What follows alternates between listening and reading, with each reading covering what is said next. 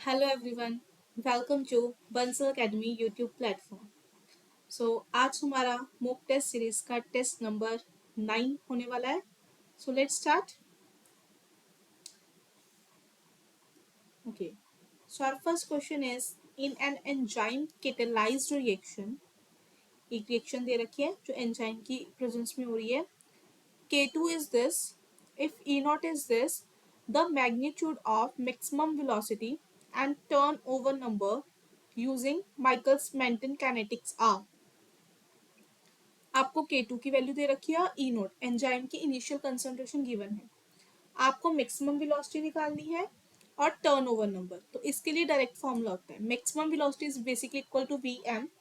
इसके लिए फॉर्मूला होता है K2 E नॉट। ठीक है, तो K2 की वैल्यू कितनी है 3.42 इंटू 10⁻⁴। और ई नॉट की वैल्यू कितनी है 1 इंटू 10⁻⁻²। तो ये आ जाएगा 3.42 इंटू 10⁻²। तो डायरेक्ट आंसर आ गया 3.42 इंटू 10⁻²। और इसके यूनिट किसके जैसे आएंगे, K2 की यूनिट है पर सेकेंड, इसके मोल पर डेसीमीटर। तो ये आ जाएगा मोल पर डेसीमीटर क्यूब पर सेकेंड। ठीक है, नेक्स्ट फिर उसने बोला टर्न ओवर नंबर। तो टर्न ओवर नंबर अगर आप देखोगे बेसिक डेफिनेशन के बाद, अगर आप कैलकुलेट करोगे ना डायरेक्टली K2 के इक्वल होता है आपका, यानी कि इस वाले रेट कांस्टेंट के इक्वल। और K2 कितना गिवन है 3.42 इंटू 10⁻⁴ पर सेकेंड। तो आपका आंसर क्या आ गया 3.4 इंटू 10⁻² और 3.42 इंटू 10⁻⁴ पर सेकेंड। तो this is given in the option number A. So option A is your correct answer. Next, the concentration C of a compound undergoing decomposition as a function of time is given। अलग अलग time के basis पे concentration C दे रखी है, you have to calculate the order. ऐसे question हमने बहुत डिस्कस कर लिए, सेम ही है। सबसे पहले तो मैं कैलकुलेट करूंगी जीरो ऑर्डर रिएक्शन के लिए। जीरो ऑर्डर के लिए क्या होना चाहिए, the concentration must be in AP। तो अगर मैं इसको इससे माइनस करती हूँ 0.80 माइनस 1.00, तो ये कितना आएगा -0.20। coming to this 0.67 minus 0.80, तो इट विल बी -0.13। तो ये आ गया। अब देखने से पता लग रहा है कि डिफरेंस इज नॉट कॉमन, तो this series is not in AP। तो जीरो ऑर्डर वाला तो आपको हो गया कैंसिल, तो ये ऑप्शन तो नहीं हो सकता। Then coming to first order, अगर फर्स्ट ऑर्डर का हुआ then it must follow GP। GP मतलब ज्योमेट्रिक प्रोग्रेशन, रेशियो सेम होनी चाहिए। अब आते हैं रेशो पे, तो 0.80 डिवाइड बाय 1, तो ये तो आ जाएगा 0.80। नेक्स्ट है 0.67 डिवाइडेड बाय 0.80, इसको डिवाइड करोगे तो इट विल बी अराउंड 0.837। ठीक है, तो ये भी नहीं आ रहा, गलत ही है। वेट अ मिनट, 0.67 और 0.80 को डिवाइड करके क्या आएगा, यस। तो इट मीन्स ये GP में भी नहीं आ रही, तो ये फर्स्ट ऑर्डर की काइनेटिक्स भी नहीं है। देन आते हैं फिर सेकेंड ऑर्डर के लिए। सेकेंड ऑर्डर के लिए कोई ट्रिक नहीं होती, आपको डायरेक्ट फॉर्मूला पुट करके देखना पड़ता है।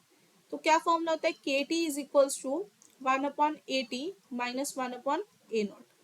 तो हमें क्या करना होता है, K की वैल्यू अलग अलग कंडीशन से हम निकालेंगे। ठीक है, और अगर मैच करती है तो second order, otherwise third order पे मूव करेंगे।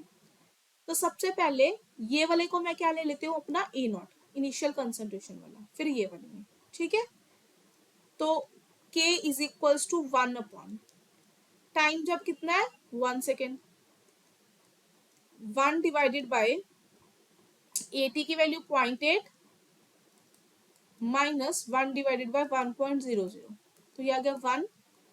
1 divided by 1.8 0.8, it will be 1.25 minus 1, तो ये आ गया 0.25।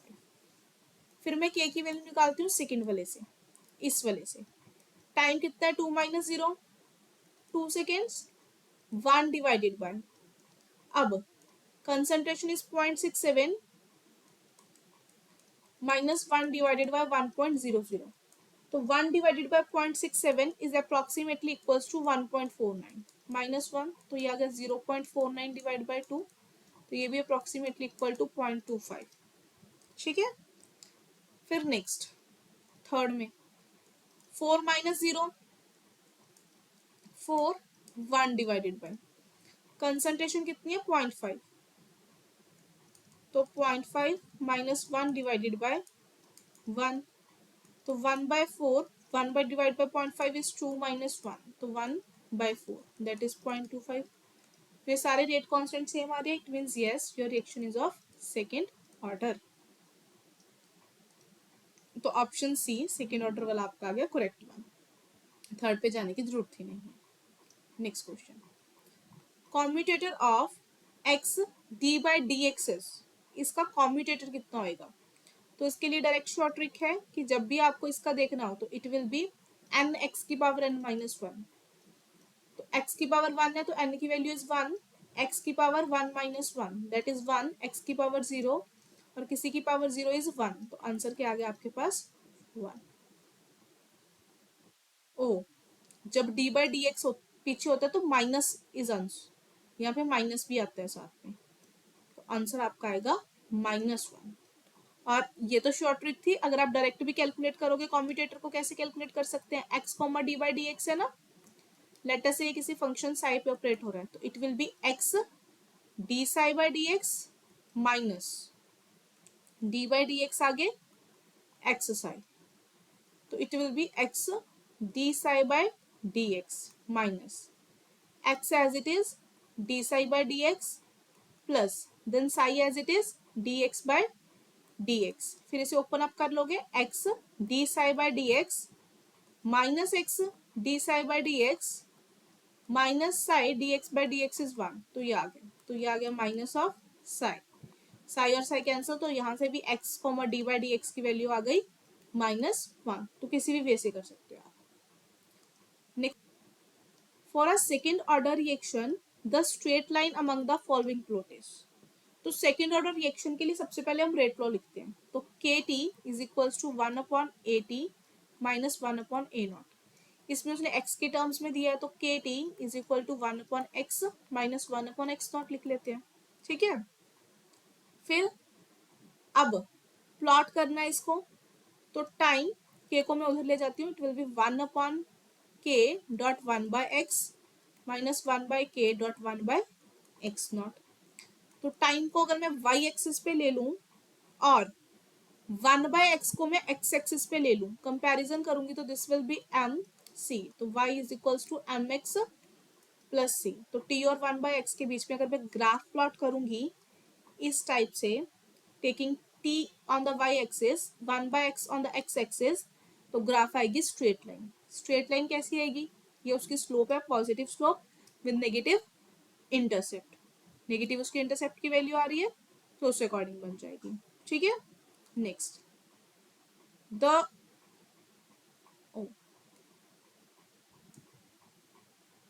Order of a surface catalyzed unimolecular reaction at very low and very high pressure is, वो बोल रहा है सरफेस कैटेलाइज्ड रिएक्शन का, जो उनसे सरफेस कैटेलाइज्ड रिएक्शन होती है, अब इसको सरफेस केमिस्ट्री का क्वेश्चन नहीं मानना, एज इट इज करना है, मतलब like this is also question of chemical kinetics.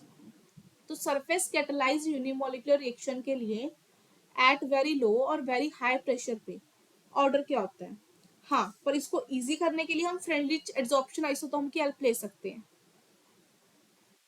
तो सरफेस कैटेलाइज्ड रिएक्शन के लिए x अपॉन m या रेट किस पे डिपेंड करते हैं आपका, k p की पावर 1/m, जब तो बहुत लो प्रेशर होगा, एट वेरी लो प्रेशर, इस n की वैल्यू होती है ऑलमोस्ट इक्वल्स टू 1, तो ये आ गया x upon m is equals to k, p की वैल्यू 1/1 तो kp, तो ये कौन सा ऑर्डर आ गया, फर्स्ट ऑर्डर। और जब आपका प्रेशर हाई होएगा at very high pressure, it means आपका n किसको अप्रोच करेगा, इन्फिनिटी को, अगर n इन्फिनिटी को अप्रोच करेगा तो 1/n किसको अप्रोच करेगा, 0 को, तो x upon m is equals to k की p की पावर 0, ये कौन से ऑर्डर की रिएक्शन है, 0 की, तो 1,0, B option is your correct answer. ठीक है, नेक्स्ट। ये कैसे हो रहा है? The half life of a zero order reaction is given by. Zero order reaction के लिए हाफ लाइफ, तो अगर आपको पता हो तो जीरो ऑर्डर के लिए हम क्या बोलते हैं expression, K T is equals to A not minus A T. K T की वैल्यू क्या होती है, A not minus A T. उसके बाद जब हमने हाफ लाइफ निकालना है तो टी को क्या पुट कर देते हैं, टी हाफ, और ए टी मीन्स जब half of the reactant is consumed, तो K T half is equals to A not minus A naught by to.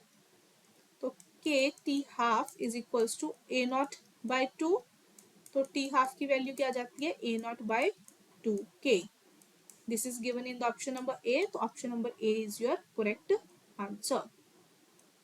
Next, the decomposition of gaseous acetaldehyde at temperature Kelvin follows second order kinetics. The half-life of this reaction is 400 seconds. When the initial pressure is 250 torr, what will be the rate constant in per torr per second and half-life respectively if the initial pressure of acetaldehyde is 200 torr at the same temperature? वो बोल रहा है कि acetaldehyde ना decompose हो रहा है और वो सेकेंड ऑर्डर काइनेटिक्स को फॉलो कर रहा है। उसका हाफ लाइफ पीरियड दे रखा है और इनिशियल प्रेशर दे रखा है। सेकेंड ऑर्डर रिएक्शन है, half life is given 400 second और उस टाइम पे initial pressure P not is given 250 torr. What will be the rate constant? तो सेकेंड ऑर्डर के लिए जो हाफ लाइफ पीरियड का फॉर्मूला कहते हैं, T half is equals to 1/a0 K, क्योंकि गैसियस के लिए तो it will be P not K. तो के की वैल्यू क्या आ जाएगी, 1/p0 इंटू टी हाफ।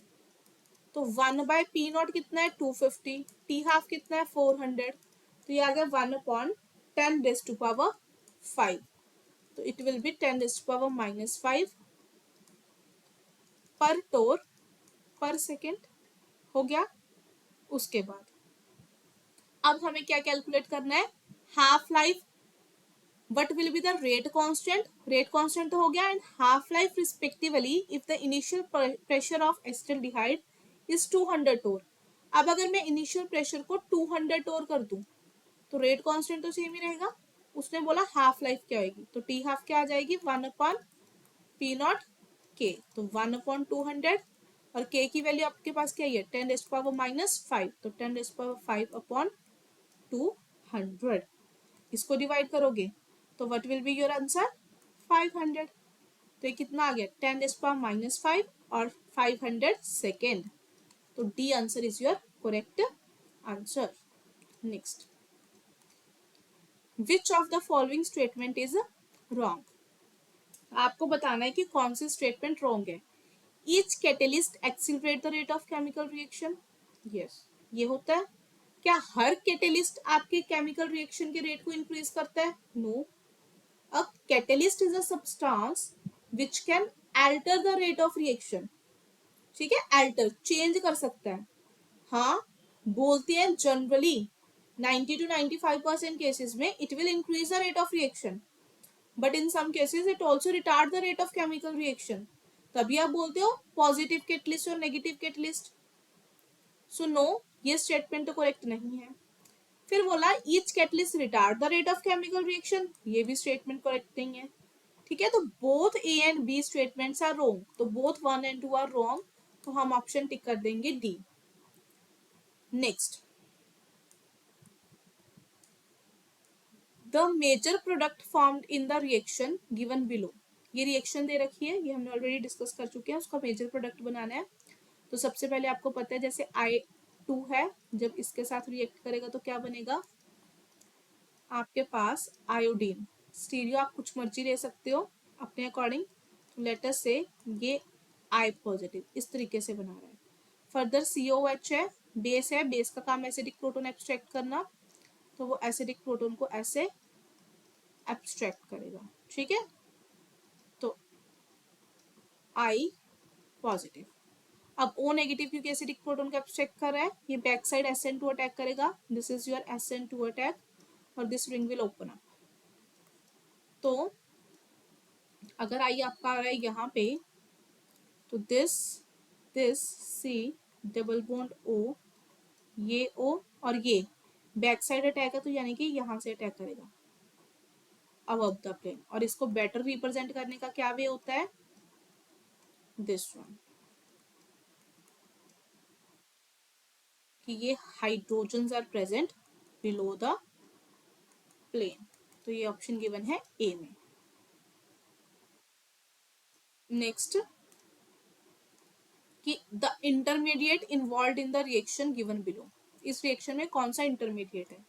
तो आपको दिख रहा है डबल बॉन्ड N2 डाइएजोमीथेन टाइप जो स्पीशीज होती है इन द प्रेजेंस ऑफ H, तो वो कौन सा इंटरमीडिएट प्रोड्यूस करती हैं, कार्बिन। तो कौन से वाला इंटरमीडिएट बनेगा इसमें, दिस वन, ऐसे लीव कर जाएगा, कार्बिन है, और फर्दर ये कार्बिन की इंसर्शन रिएक्शन हो रही है। जब एल्कीन कार्बिन में इंसर्शन होंगी तो ऐसे साइक्लोप्रोपीन टाइप मॉलिक्यूल बनती है, प्रोपेन टाइप, है ना। तो carbon is the intermediate. Next, the reaction given below is an example of, ये रिएक्शन है, बेस है और ये है। यहाँ पे आपको दिख रहा है NO2 highly electron withdrawing group है, तो इसके साथ वाला जो हाइड्रोजन होगा that will be your acidic hydrogen ना, and this is a leaving group which is not that much good leaving group. तो जब भी एसिडिक हाइड्रोजन प्रेजेंट हो, इलेक्ट्रॉन विथड्रॉइंग ग्रुप प्रेजेंट हो एसिडिक हाइड्रोजन वाले कार्बन आयन को stable करने के लिए, दैट इज कि जब आपके पास बेस आएगा इसको एब्स्ट्रैक्ट करेगा, है ना। तो जो आपके पास कार्बे एनायन आएगा उसे स्टेबलाइज करने के लिए, NO2 ग्रुप प्रेजेंट है ना, तो उस वाले NO2 ग्रुप को आप क्या बोलोगे, मतलब बेसिकली ये क्या है, कार्बे एनायन, ये इसे स्टेबल कर सकता है। तो इस टाइम कौन सा मैकेनिज्म फॉलो हो रहा होता है, E1CB, तो this one.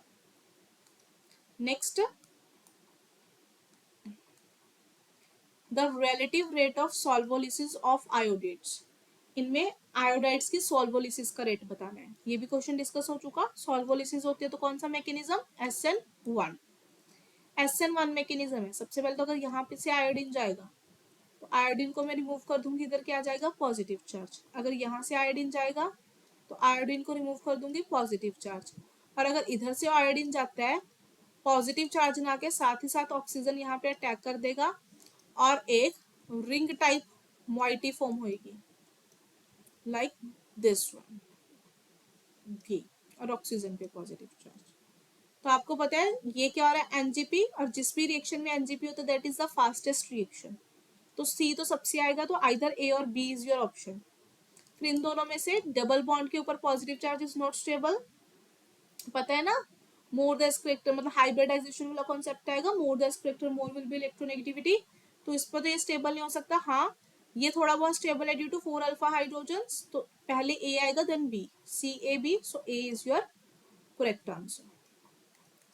Next, the reaction given below proceeds through, mechanism बिल्कुल सेम है कि सबसे पहले I2 का अटैक होएगा, आयोडाइड बनेगा, मतलब आयोडोनियम आयन टाइप्स मॉइटी बनेगी। अब आपको पता है अगर ये पोजीशंस ऑक्यूपाइड ना हो तो किस तरफ से अटैक होना प्रेफर करेगा, एक्सो से।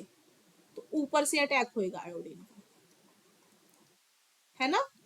तो इस टाइप की मॉइटी। फर्दर ये NaHCO3 है, ये COO Na बना देगा बेस के साथ मिलके, तो ये इंटरमीडिएट आपका फॉर्म हो रहा है। नेक्स्ट स्टेप में क्या आएगा, यहाँ पे नेगेटिव चार्ज है, ये इधर बैक साइड से अटैक करेगा और रिंग ओपन अप हो जाएगी और आपके पास ये प्रोडक्ट बन जाएगा।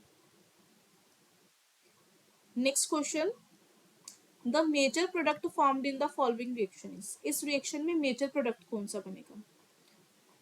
तो ये हाइड्रोजन प्रेजेंट है, बेंजीन रिंग है डबली सब्स्टिट्यूटेड, NaNH2 है विद लिक्विड अमोनिया। तो मेरे को साफ साफ दिख रहा है यहाँ पे कौन सा इंटरमीडिएट फॉर्म होएगा, बेंजाइन। ये बेस एसिडिक प्रोटोन को एब्स्ट्रैक्ट करेगा, NH2 negative will take up this proton, है ना। और अगर इस प्रोटोन को लेता है तो कुछ इस टाइप का बनेगा, फर्दर Cl आपके पास लिविंग ग्रुप प्रेजेंट है तो ये यहाँ से और आपके पास क्या इंटरमीडिएट बन जाएगा, बेंजाइन। तो ये हो गया बेंजाइन इंटरमीडिएट फॉर्म। पर हम देख रहे हैं कि प्रोडक्ट आ रहा है। नेक्स्ट स्टेप में आपका NH2 negative will act as nucleophile again. अब उसने अटैक करना है। अब दिक्कत ये है कि NH2 नेगेटिव क्या इधर अटैक करे या फिर इधर।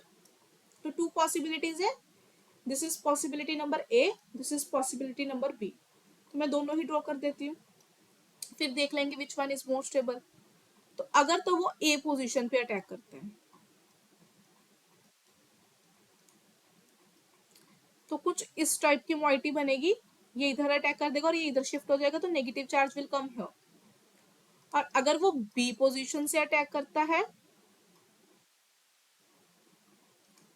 तो OMe NH2 will come here, negative charge will come here। ठीक है। अब ऐसी दो टेक्निक्स थी। अब इनमें से कौन सा फेवरेबल है, प्रेफरेबल है। तो आपको दिख रहा है अगर नेगेटिव चार्ज यहाँ पे आता है तो OMe is electron withdrawing group और NH2 तो है ही, खैर इसका तो अटैक करवा रहे हैं। तो ये अपने माइनस आई इफेक्ट से इस नेगेटिव चार्ज को स्टेबलाइज कर सकता है। और OMe इलेक्ट्रॉन विथड्रॉइंग ग्रुप यहाँ पे भी है, पर ये थोड़ा सा दूर होने के कारण इतना अच्छा स्टेबलाइज नहीं कर पाएगा, तो हम इस वाले को प्रेफर करेंगे, इस वाले को नहीं। तो अगर NH2 नेगेटिव यहाँ पे आएगा, नेगेटिव चार्ज यहाँ पे आएगा, तो फर्दर वर्कअप की कंडीशन से ये negative charge will take up the proton and you will get OMe here, NH2 और H हियर। तो क्या प्रोडक्ट आ रहा है आपके पास, 1,3 सब्स्टिट्यूटेड 1,2 से। तो A option is your correct answer. Next question, the major product formed in the following reaction is. ये एक रिएक्शन है, बेस डाल रहे हैं, देन अल्काइल हैलाइड है ना। तो आपको पता है these protons are highly acidic in nature, और ये बेस है तो बेस का काम होता है एसिडिक प्रोटॉन को एब्स्ट्रैक्ट करना। तो रीजन सबसे पहले तो ये प्रोटॉन एसिडिक क्यों है, यही क्यों रिमूव हो रहे हैं। तो आपको पता है जब ये प्रोटॉन्स रिमूव होंगे तो ये 6 पाई ये रहा, एक ये रहा ये, तो एक साइक्लिक है, कॉन्जुगेटेड स्पीशीज है, प्लेनर है, साथ ही साथ में क्या है 10 पाई इलेक्ट्रॉन स्पीशीज। तो एरोमेटिक स्पीशीज बन रही है after the removal of proton, तो दिस इज हाईली एसिडिक। तो फर्दर उसने आपका अटैक करवाया यहाँ पे Br पे। तो ठीक है, negative charge will act as a nucleophile, this will come here, Br will leave, और आपके पास एक प्रोडक्ट बन के आएगा with the help of SN2 mechanism, ये वाला, ये यहाँ SN2 से। ठीक है। तो कौन सा प्रोडक्ट है, इस पोजीशन पे ये ग्रुप लग रहा है, यानी कि this one. So option D is your correct answer. Next, the concentration of reactant are varies with time for two different reactions as shown in the following plots। कहता रिएक्टेंट आर की concentration time के साथ very करिए इन दोनों अलग अलग plots में। तो ऑर्डर बताना है, रेट, कंसंट्रेशन, टाइम डिक्रीज कर रहे हैं। तो इसके लिए ना हम पहले सबके ऑर्डर लिख लेते हैं, सब ऑर्डर्स के कर्व लिख लेते हैं। जैसे जीरो ऑर्डर के लिए आपके पास रेट लॉ क्या होता है, KT is equals to A0 - AT, यानी कि अगर आर की टर्म में लिखूं तो KT is equals to R0 minus R, T वाला को सिंपल मैं आर लिख रही हूँ। तो अगर इफ आई प्लॉट आर को मैं इधर ले आती हूँ तो it will B R0 - KT। तो अगर आर वाई के विद रिस्पेक्ट टू और टी को एक्स लेके ग्राफ प्लॉट करूं तो y is equal to mx+c, तो नेगेटिव स्लोप वाली कर्व आएगी। तो यस, ये आपका यहाँ से पता लग रहा है जीरो ऑर्डर है। ठीक है, तो दिस कैन बी ऑप्शन। फिर सेकेंड में फर्स्ट ऑर्डर के लिए लिख लेती हूँ। तो फर्स्ट ऑर्डर के लिए आपका रेट लॉ क्या रहता है, KT is equals to log A0/AT। आपको दिख रहा है कि कहीं पे भी आपने लॉग नहीं ले रखा तो फर्स्ट ऑर्डर नहीं हो सकता। Then coming to second order, तो सेकेंड ऑर्डर के लिए क्या होता है, KT is equals to 1/AT minus 1/A0, या फिर जिसे मैं क्या लिख सकती हूँ 1/R - 1/R0। तो अगर 1/r इसको उधर लेके जाऊं 1/r0 प्लस के टी, फिर से taking this as y, taking this as x, तो एम एक्स प्लस सी, ऐसे कर्व प्लॉट करूं तो इस टाइप की कर्व आएगी। तो ये कौन से ऑर्डर को फॉलो कर रहा है, सेकेंड ऑर्डर को, तो 0 and 2 is your correct answer. Next, according to transition state theory the plot with slope equal to this. कहता है ट्रांजिशन स्टेट थ्योरी के अकॉर्डिंग ऐसा कौन सा ग्राफ बनेगा जिसकी आपके पास स्लोप ये है। तो ट्रांजिशन स्टेट थ्योरी को देख लेते हैं। तो ट्रांजिशन स्टेट थ्योरी के अकॉर्डिंग आपके पास एक्सप्रेशन आता है K upon T, K B upon H, small K होता है, ई की power minus delta H by R T, E की power delta S by R, taking log on all the sides. अगर मैं दोनों साइड्स पे लॉग ले लूं, लेट अस से नेचुरल लॉग इधर भी, नेचुरल लॉग इधर भी, तो लॉग की प्रॉपर्टी होती है कि लॉग के अंदर टर्म्स जब मल्टीप्लाई में हो तो प्लस में चली जाती है, तो it will be log K B upon H plus log E की minus delta H by R T plus natural logarithm E of delta S dash by R. ठीक है, फर्दर मैं इसको कैसे लिख सकती हूँ, ये log K B upon H, इसकी पावर आगे आ जाएगी और लॉग इज 1, तो minus delta H by R T plus ये भी आगे आ जाएगा power delta S by R और लॉग इज 1। तो इसको थोड़ा सा मैं ढंग से रिप्रेजेंट करती हूँ, तो log K upon T minus delta H dash by R into 1/t, इस टर्म को पीछे लिख रही हूँ, plus log K B upon H plus delta S by R. तो अगर मैं इसको वाई एक्सिस पे प्लॉट करूं, इसको एक्स पे लूं, तो this will be your M और ये आपका आ जाएगा सी। तो y is equal to M X plus C वाले इक्वेशन में if you are plotting the graph between log k upon T and 1/t, log k by T versus 1/t, तो आपके पास स्लोप क्या आएगी, minus delta dash by R. तो ये आ गया। ठीक है, तो C option is your correct answer. Then the rate of acid catalyzed reaction in aqueous solution follows rate equation। ये rate equation दे रखी है, if K16 and K4 are rate constant for the reaction at ionic strength C 16 mole per liter and 4 mole per liter, then the log K4 upon K16 in terms of Debye-Huckel constant B। तो अगर आपको पता हो इस rate law के लिए, ठीक है, जब आपको ये रेट लॉ दिया हो तो क्या आता है, log k upon k not की वैल्यू क्या आती है आपके पास, 2b 3 आयंस के लिए ZA ZB plus ZB ZC plus ZC ZA, ये एक्सप्रेशन रहता है एंड अंडर रूट ऑफ आई। मैं ना पहले से सॉल्व भी कर लेती हूँ। आपको दिख रहा है ZA क्या होता है, चार्ज ऑन आयन 1, तो x के ऊपर कितना चार्ज है, +1। ZB क्या होता है, चार्ज ऑन आयन 2, तो कितना चार्ज है, -2। ZC charge on ion C, तो इसके ऊपर कितना चार्ज है, +1, तो ये आ गया 2b, ZA की वैल्यू इज 1, ZB की वैल्यू -2 प्लस Z की वैल्यू -2, C की वैल्यू +1 प्लस C की वैल्यू 1, A की वैल्यू 1, तो अंडर रूट ऑफ आई को भी मैं आई ही रखती हूँ।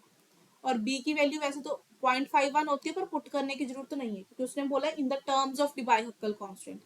आंसर आपके बी की फॉर्म में आ रहे हैं, तो इट विल बी 2b -2 प्लस 1 रूट आई, तो -4 प्लस 1 -3, तो 2b -3 रूट आई, तो ये आ गया -6b रूट आई आ गया। अब मैं अलग अलग आयनिक स्ट्रेंथ के लिए इनकी वैल्यूज को निकालूंगी, तो क्या होगा, सबसे पहले मेरे पास आयनिक स्ट्रेंथ कितनी गिवन है यहाँ पे, 16 मोल पर लीटर एंड 5 मोल पर लीटर। आपका log k अपॉन के नॉट कितना आ रहा है, -6b रूट आई। तो log k कितने पे, जब 16 है के नॉट आयनिक स्ट्रेंथ की वैल्यू, तो it will be -6b root 16। Root 16 कितना होता है 4, तो it will be -24b। Equation number 1। ऐसे ही log k4, जब आयनिक स्ट्रेंथ आपके पास 4 है तो it will be -6b under root of 4, तो -6b, 4 का अंडर रूट इज 2, तो -12b। Second equation. तो अब ध्यान से देखो, उसने पूछा क्या है, you have to find the value of log k4 by k16। इसके लिए what you have to do, you have to subtract 2 - 1।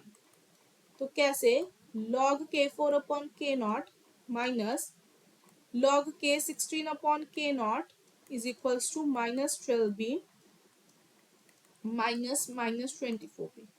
ठीक है, तो log k4 upon k naught, log में जब दो टर्म्स माइनस में होते हैं तो सब्ट्रैक्ट में चल जाती है, k16 by k naught is equals to -12b plus 24b। k naught से k naught will be cancel out, तो log k4 divided by k16 is equals to 12b। तो आंसर कितना आ गया आपके पास 12b। तो 12b is your D option, तो D answer is the correct one. Next, the reaction between A and B is carried out for different initial concentrations and the corresponding half-life times are measured. The data listed in the table.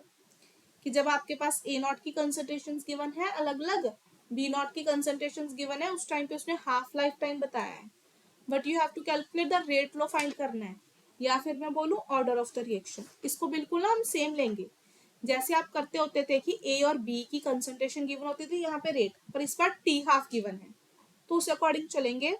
तो मेरे को पता है जो half life period है that is inversely proportional to 1 upon a naught की power n-1।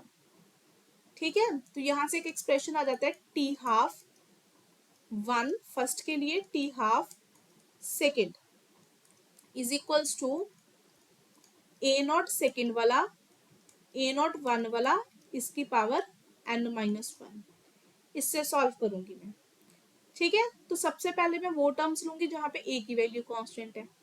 तो यहाँ पे ए की वैल्यू कांस्टेंट है taking first and two from 1 and 2। A की वैल्यू तो कांस्टेंट है तो इनको लेने की जरूरत नहीं है, तो मैं B K with respect to order निकाल सकती हूँ।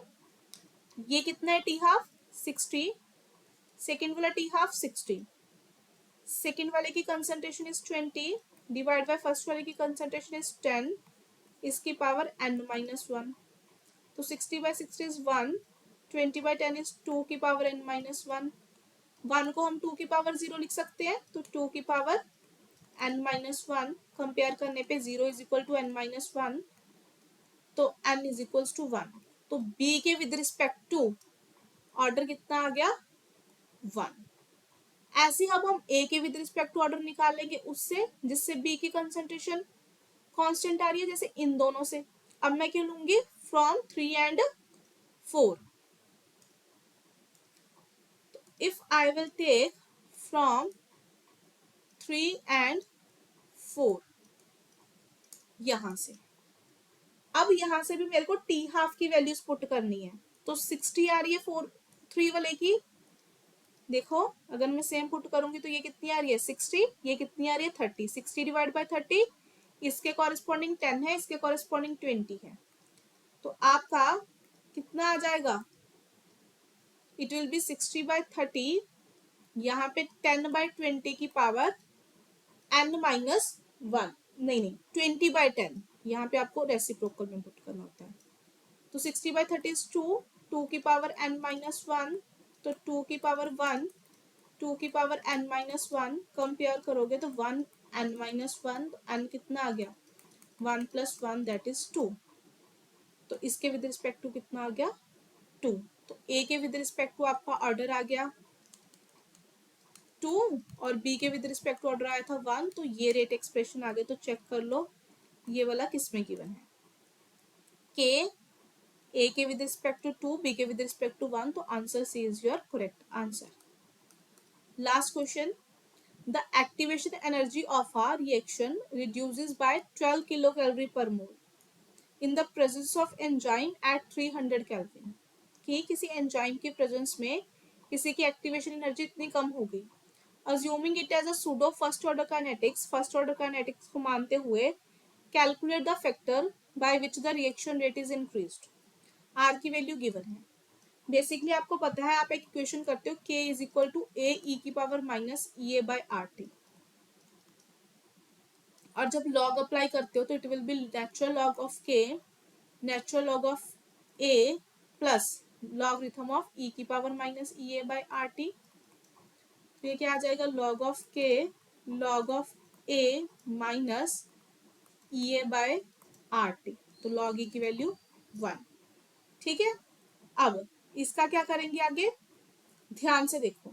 उसने बोला एक्टिवेशन एनर्जी चेंज हो रही है, जैसे ही आप एक्टिवेशन एनर्जी को चेंज करोगे तो फैक्टर पता करना है, बेसिकली रेट कांस्टेंट किस हिसाब से चेंज हो रहा है। तो यहाँ पे टेम्परेचर नहीं वेरिएबल, टेम्परेचर इज सेम। तो मैं क्या कर लेती हूँ, when the rate constant is k1 it will be log a minus activation energy is E1, temperature is same. When the rate constant is k2 it will be log a minus E2 by RT। तो दोनों को आपस में क्या कर देती हूँ, subtract. ठीक है, तो जब सब्ट्रैक्ट करूंगी तो log k2 minus log k1 is equals to log a minus E2 by RT minus log a plus E1 by RT।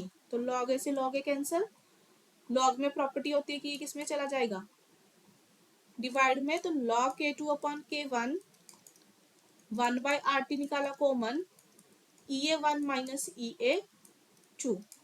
अब उसने बोला एक्टिवेशन एनर्जी रिड्यूस होगी 12, तो मान लो अगर पहले कोई भी वैल्यू थी x, अब रिड्यूस होके 12 कम हो गई, तो x माइनस 12, तो E1 माइनस E2 की वैल्यू दे रखी है, दैट इज 12। तो log k2 upon k1 values put करने पे आई 1, this is given E1 minus E2 is equals to 12 kilo calorie per mole, है ना। तो 12 किलो कैलोरी, तो 12,000 कैलोरी पर मोल। आर की वैल्यू 2 उसने दे रखी है, and temperature, temperature he has mentioned कि ओके 1 फैक्टर इज पेंडिंग, मैं नेचुरल लॉगरिथम ले रही हूँ, चलो वो तो मैं बाद में कर दूंगी। And temperature is mention 300 kelvin. तो इसे सॉल्व करोगे, 2 0 से 2 0 कट, 2 3 6 2 12। तो और log k2 अपॉन k1 जब नेचुरल से log बेस्ड पर 10 में कन्वर्ट करोगे तो इट विल बी 120 अपॉन 2.303, तो बेसिकली 8.68 आ जाएगा। और k2 upon k1 you have to calculate, that will be 10 की पावर 8.68। तो ये कितना आएगा सॉल्व करके, 4.78 इंटू 10 रेज़ पावर 8, ये आपको अप्रोक्सीमेशन से लेना पड़ेगा, तो approximately equal to 5 into 10 raise power 8। तो k2 कितना इंक्रीज हो गया, 5 into 10 raise power 8 times of k1। तो how many times, 5 into 10 raise power 8। तो अगर मैं आंसर चेक करूंगी तो ये है मेरा ऑप्शन नंबर डी। तो answer D is your correct answer. So यहाँ पे ये मॉक टेस्ट होता है खत्म। आई होप आपको समझ में आया होगा। Thank you for watching this video.